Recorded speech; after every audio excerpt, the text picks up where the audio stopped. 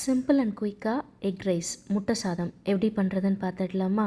அதுக்கு முதல்ல ஒரு கடாயில் 3 ஸ்பூன் எண்ணெய் சேர்த்துக்கோங்க. எண்ணெய் காஞ்சதுக்கப்புறமா 1/4 டீஸ்பூன் சோம்பு, 10 சின்ன வெங்காயம் பொடியாக நறுக்கி சேர்த்துருக்கேன், 2 பச்சை மிளகாய் கீரி சேர்த்துருக்கேன். பச்சை மிளகாய் உங்கள் காரத்துக்கு ஏற்ற மாதிரி சேர்த்துக்கோங்க.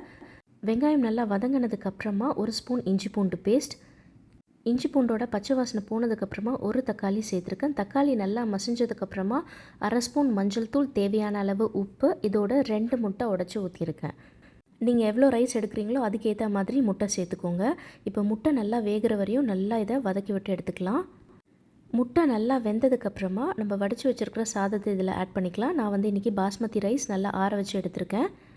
1 ஸ்பூன் மிளகு இதோட சேர்த்துருக்கேன். மிளகு உங்கள் காரத்துக்கு ஏற்ற மாதிரி சேர்த்துக்கோங்க. சேர்த்துட்டு எல்லாத்தையும் நல்லா கலந்து விட்டு இறக்கிறதுக்கு முன்னாடி கொத்தமல்லி தூவி இறக்கணும் அப்படின்னா நம்மளுடைய முட்டை சாதம் சூப்பராக ரெடி ஆகிடுச்சு. கண்டிப்பாக ட்ரை பண்ணி பாருங்கள். ரொம்ப குயிக்காக ஈஸியாக செஞ்சிடலாம்.